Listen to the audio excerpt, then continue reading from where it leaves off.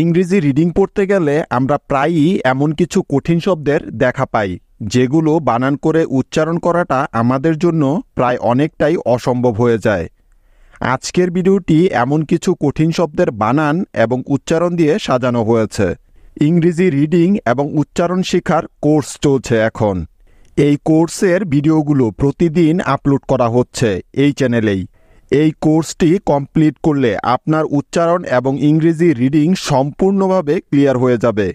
তাই ক্লাসগুলো কেউ মিস করবেন না। প্লেলিস্ট থেকে সবগুলো ক্লাস দেখে নিন, পার্ট বাই পার্ট দেয়া আছে। আমরা অনেকেই মনে করি ইংরেজি রিডিং পড়াটা মনে হয় অনেক কঠিন, আমি বোধহয় কখনোই ইংরেজি রিডিং পড়তে পারবো না। কিন্তু বিষয়টা কিন্তু মোটেও এতটা জটিল না। আপনি চাইলেই ইংরেজি রিডিং পড়া শিখতে পারেন, মাত্র 5 মিনিটের ব্যাপার। কি বিশ্বাস হচ্ছে না তো? তাহলে এই ভিডিওটি শেষ অবধি দেখুন, তারপরে বলুন। ক্লাসটি শেষে আপনাদের জন্য হোমওয়ার্কও থাকবে। তাহলে চলুন মূল ক্লাসটি শুরু করা যাক। হ্যালো গাইজ, আমি রাফি আর আপনারা দেখছেন রাফিজ ইংলিশ। ইংরেজি রিডিং শিখতে হলে প্রথমে শুধু এই 5টি জিনিস শিখে নিন, ব্যাস। তাহলেই আপনি ইংরেজি রিডিং পড়া শুরু করতে পারবেন। সেই 5টি জিনিস হলো এ, ই, আই, ও এবং ইউ। এরা ইংরেজি শব্দে আলাদা আলাদা কারচিহ্নের জন্য বসে থাকে। যেমন এ বসে আ বা আকারের জন্য, ই বসে এ বা একারের জন্য, আই বসে ই বা ইকারের জন্য, উ বসে উ বা উকারের জন্য এবং ইউ বসে রস্যু বা রস্যকারের জন্য। চলুন এবার দেখে নেই ইংরেজি শব্দে এরা কিভাবে কাজ করে। আমাদের আজকের প্রথম শব্দ হলো ক্রিটিক্যাল। এবার আমরা এই কঠিন শব্দের বানান এবং উচ্চারণটা কিভাবে করতে হয় সেটাই শিখব। তবে নিয়ম কিন্তু আগেরটাই থাকবে, অর্থাৎ প্রথমে শব্দটাকে সম্পূর্ণভাবে ভেঙে আলাদা করে নিব, তারপরে শুধু তাদের ইংরেজি প্রতিবর্ণগুলো বসিয়ে দিব। তাহলে চলুন প্রথম শব্দটাকে ভেঙে নেই। আরেকটা গুরুত্বপূর্ণ কথা, শব্দগুলো ভেঙে আলাদা করার সময় প্রতিটা কারচিহ্নই কিন্তু বর্ণগুলোর পরে বসবে, অর্থাৎ আগে বর্ণ তারপরে কারচিহ্ন বসে। এবার দেখো, ক্রিটিক্যাল শব্দটিকে ভাঙলে আমরা প্রথমে কয় রফলা ক্র পাই, আর এই কয় রফলাকে ভাঙলে পাবো ক যোগ র, অর্থাৎ রফলা তো র এর সংক্ষিপ্ত রূপ, তাই না? সেজন্য নিলাম ক এবং র আলাদা করে। তারপরে আছে ইকার, তারপরে পাই ট, তারপরে পাই আবারও ইকার, তারপরে ক, তারপরে আকার এবং শেষে পেলাম ল। এবার এদের ইংরেজি প্রতিবর্ণগুলো বসানোর পালা। যেমন ক এর পরিবর্তে বসিয়ে দিলাম সি।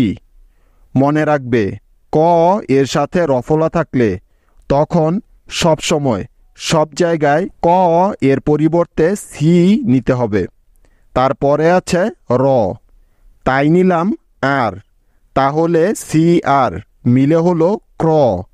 তার সাথে ইকার আছে, তাই ইকারের পরিবর্তে নিলাম আই, অর্থাৎ সি আর আই মিলে হয়ে গেল ক্রি।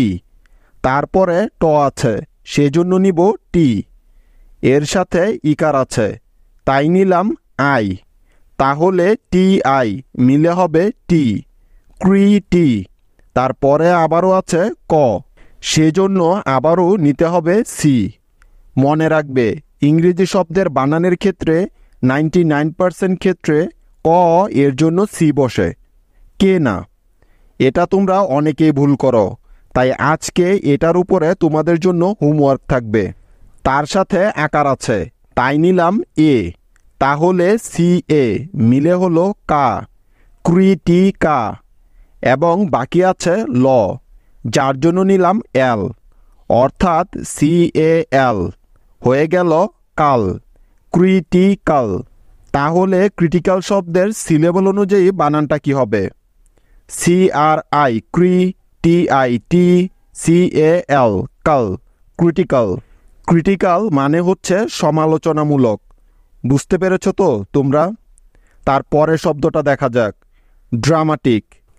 এই শব্দটাকে ভাঙলে প্রথমে আমরা ডয় রফলা ড্র পাবো, অর্থাৎ ড এর সাথে র যোগ হয়ে ডয় রফলা ড্র হয়েছে। তাই ড এবং রকে আলাদা করে লিখে নিলাম।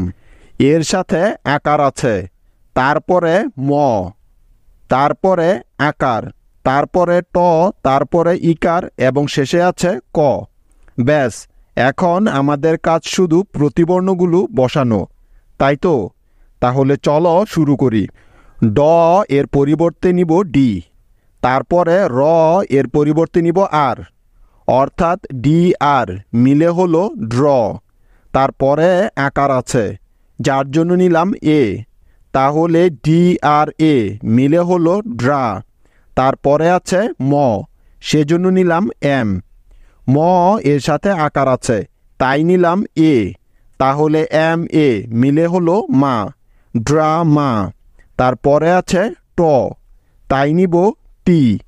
ট এর সাথে ইকার আছে, তাই নিলাম I, T I T, drama T. বাকি আছে ক, সেজন্য নিতে হবে সি, কারণ ইংরেজি বানানে প্রায় সব সময় সি বসে ক এর পরিবর্তে। এই কথাটা কিন্তু আমি তোমাদেরকে বারবার বলছি। তাহলে টি আই সি মিলে হয়ে গেল টিক, ড্রামাটিক। তাহলে এই শব্দটার বানানটা কি হলো সিলেবল অনুযায়ী? D R A ড্রা, M A মা, টি আই সি টিক, ড্রামাটিক। ড্রামাটিক মানে নাটকীয়, ঠিক আছে? মনে থাকবে তো? আমাদের নেক্সট শব্দ প্লাস্টিক। তাহলে চলুন শব্দটাকে প্রথমে ভেঙে নেওয়া যাক। এই শব্দটাকে ভেঙে প্রথমে পাচ্ছি পয়ল প্ল যুক্তবর্ণ, অর্থাৎ এই অংশটা প এবং ল একত্রে যোগ হয়ে তৈরি হয়েছে, সেজন্য প এবং লকে আলাদা করে লিখে নিলাম। তারপরে আছে আকার, তারপরে দন্ত স, তারপরে ট, তারপরে ট এর সাথে আছে ইকার এবং শেষে আছে ক। হয়ে গেল প্লাস্টিক। এবার এদের প্রতিবর্ণগুলো বসানো যাক। যেমন প এর জন্য নিলাম পি, ল এর জন্য নিব এল, অর্থাৎ পি এল মিলে হলো প্ল। তারপরে আকারের জন্য বসালাম এ, তাহলে পি এল এ মিলে হয়ে গেল প্লা। তারপরে আছে দন্ত স, যার জন্য নিতে হবে এস, তার মানে পি এল এ এস একসাথে মিলে হলো প্লাস। তারপরে ট এর জন্য নিব টি, তারপরে ইকার আছে, তাই নিয়ে নিলাম I, T I T plus T. এবং শেষে ক এর পরিবর্তে নিতে হবে সি, অর্থাৎ টি আই সি মিলে হয় টিক, প্লাস্টিক। তাহলে এই শব্দটার ইংরেজি বানানটা কি হলো?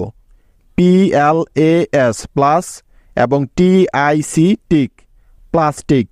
শব্দটিতে এই দুটি সিলেবল পাওয়া গেল, ঠিক আছে? মনে থাকবে তো? আমাদের নেক্সট শব্দ গ্লোবাল। এখন এই শব্দের উচ্চারণটা শিখে নেওয়া যাক। গ্লোবাল শব্দটাকে ভাঙলে প্রথমে আমরা পাই গয়ল যুক্তবর্ণ গ্ল, যা গ এবং ল মিলে তৈরি হয়েছে, তাই গ এবং লকে আলাদা করে লিখে নিব। তারপরে পাই ওকার, যেটা গয়ল যুক্তবর্ণের সাথে আছে। তারপরে পাই ব, তারপরে আকার এবং সবশেষে আছে ল। এখন আমাদের কাজ হবে এদের প্রতিবর্ণগুলো বসানো। যেমন প্রথমে যে গ পেলাম তার পরিবর্তে নিয়ে নিব জি, তারপরে ল এর জন্য এল নিব, তাহলে জি এল মিলে হলো গ্ল। তারপরে উকারের জন্য নিলাম উ, অর্থাৎ জি এল উ মিলে হয়ে গেল গ্লো। তারপরে আছে ব, তাই নিলাম বি, ব এর সাথে আকার আছে, সেজন্য নিব এ, তাহলে বি এতে হয়ে গেল বা, গ্লো বা। এবং শেষের ল এর পরিবর্তে নিতে হবে এল, গ্লোবাল। তাহলে সিলেবল অনুযায়ী শব্দটার বানানটা কি হলো? জি এল ও গ্লো আর বি এ এল হলো বাল, গ্লোবাল। গ্লোবাল মানে বিশ্বব্যাপী। তারপরে শব্দটা দেখো, এই শব্দটা একটু মনোযোগ দিয়ে দেখতে হবে। শব্দটা হলো স্মেল। এই শব্দটাকে ভাঙলে পাবো প্রথমে দন্ত ম স্ম যুক্তবর্ণ, অর্থাৎ যুক্তবর্ণটি দন্ত স এবং ম মিলে তৈরি হয়েছে, তাই দন্ত স এবং মকে আলাদা করে লিখে নিলাম।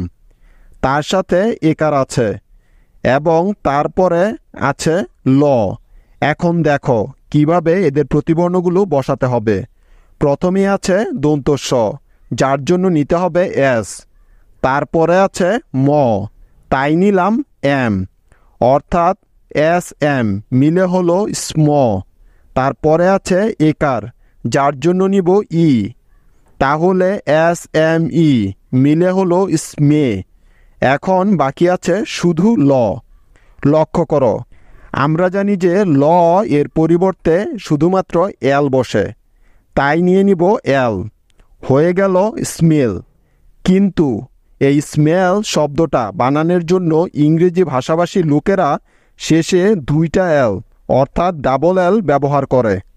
সুতরাং আমাদেরকেও এই শব্দটার বানানোর জন্য শেষে দুইটা এলই বসাতে হবে, কারণ এটা আমাদের ভাষা না, আর আমরা তাই কিছু করতেও পারবো না। ঠিক যেভাবে আছে সেভাবেই করতে হবে। ঠিক আছে, বুঝতে পারলে তো? তাহলে স্মেল শব্দটার বানান কি হলো? S M E double L, smell. এই শব্দটা ভালো করে মুখস্থ করে নাও, যেন কখনো ভুল না হয়। স্মেল মানে হলো গন্ধ। এখন বাড়ির কাজ। তোমাদের আজকের হোমওয়ার্ক হলো ক্লিপ। এই শব্দটাকে তোমরা বানান করে আমাকে কমেন্টে দেখাবে। এই ক্লাসগুলো তোমরা নিয়মিত প্রতিদিন করলে আমি গ্যারান্টি দিয়ে বলতে পারি যে তোমরা মাত্র 2 থেকে 3 মাসের মধ্যে খুব ভালোভাবেই ইংরেজি শিখে ফেলতে পারবে, এবং তোমরা ইংরেজি রিডিং পড়ার পাশাপাশি তার অর্থও বুঝতে পারবে। ভিডিওটি ভালো লাগলে অবশ্যই লাইক দিয়ে তোমার বন্ধুদের সাথে শেয়ার করে দাও। আজ এ পর্যন্তই। Take care, by.